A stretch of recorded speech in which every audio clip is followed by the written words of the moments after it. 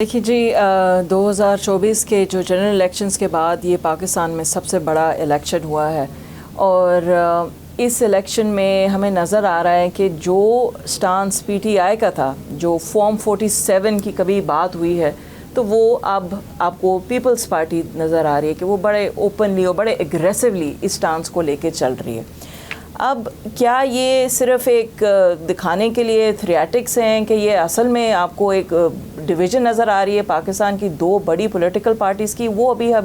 हमें देखना पड़ेगा, we'll have to watch and see. मगर from the looks of it यही नज़र आ रहा है कि पीपल्स पार्टी जो है वो बहुत सख्त नाराज़ है PMLN से, और वो चाह रहे हैं कि जो अगली जो सेशन जो जहाँ पे इलेक्शंस हो रहे हैं, ये भी जो 3 फेजेस है, मुझे लगता है ये भी गलत था। ये जो 3 फेजेस में इन्होंने इलेक्शंस करवाए हैं, क्योंकि इसमें जो अनसर्टेनिटी है वो बहुत ज़्यादा बढ़ रही है, और सबसे बड़ा जो स्टेक होल्डर है ना, वो ना PMLN है ना पीपल्स पार्टी है, वो आज़ाद कश्मीर के जो सिटीजन्स हैं वो हैं। और आई थिंक कि इस चीज़ को जितनी जल्दी सॉल्व हो जाए इससे बेहतर है आज़ाद कश्मीर के लिए और पाकिस्तान के लिए। लेकिन अमरीन साहबा, एक इसमें अहम बात यह है, जैसे 3 मरलों में आपने कहा कि ये नहीं होने चाहिए थे। पहले मरले में जब कामयाबी मुस्लिम लीग नून को मिली है तो ज़्यादातर ट्रेंड यही चलता है कि दूसरे मरला का जो वोटर है वो ये सोचेगा कि जो पहले जिन्होंने कामयाबी की है, तो बजाय इसके कि हम इधर उधर वोट दें, हम उसी को वोट दें, तो अल्टीमेटली एक बेनिफिट उसको हो जाता है। देखिए, मैं डिसएग्री करूंगी। मुझे नहीं लगता जो वोटर है वो इन चीज़ों पे ज़्यादा रुझान देगा कि किसको ज़्यादा सीटें मिली हैं। वोटर जो होता है ना, उसको अपनी पार्टी के साथ बड़ी मोहब्बत होती है, वो बड़े सालों से उसकी इन्वेस्टमेंट होती है, उसके इमोशनल और फाइनेंशियल जो स्टेक्स होते हैं वो सारा कुछ एक पार्टी के साथ होता है, स्पेशली वर्कर्स के लिए। अब भी होता है ये होता है, एक ज़माने में तो बिल्कुल अबरीन होता था। देखे ना जज्बात, आज पीपल्स पार्टी के जियाले, आज ग्वाल मंडी चले जाएं, नून लीग का जो वर्कर है वो बाबा सा वर्कर है, वो लोग जज्बाती होते थे, उनकी वाबस्तगी होती थी। आज भी आपको ऐसी चीज़ कोई फील होती है? आई थिंक कि शायद इतनी ओपनली नहीं है, मगर डेफिनेटली है। और मुझे नहीं लगता किसी भी वोटर या वर्कर जो होते हैं कि इंटरचेंजेबली आप इसको यूज़ कर सकते हैं वर्ड्स को, मगर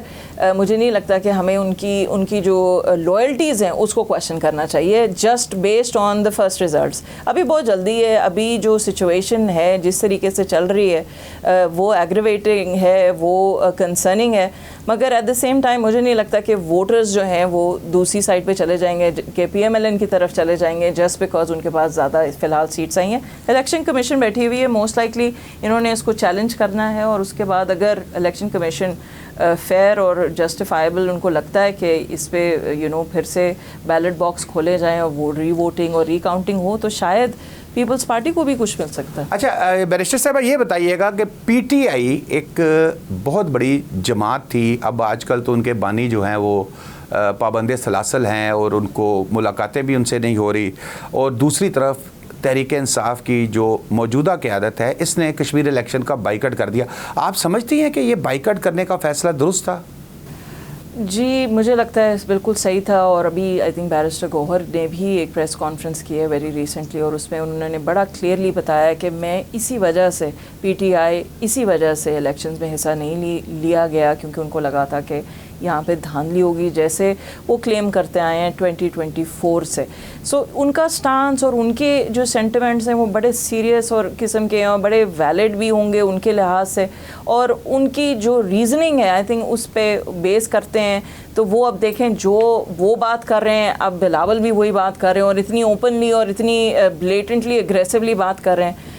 आइडियली तो ये होना चाहिए कि जैसे PTI पीछे हट गई है, तो अगर पीपल्स पार्टी इतनी ही अफेक्टेड हुई है इन इलेक्शन से, और उनको लग रहा है कि ये धांधली हुई है, तो उनको नहीं आगे बॉयकॉट कर दें, अगले जो 2 सेशंस आ रहे हैं उस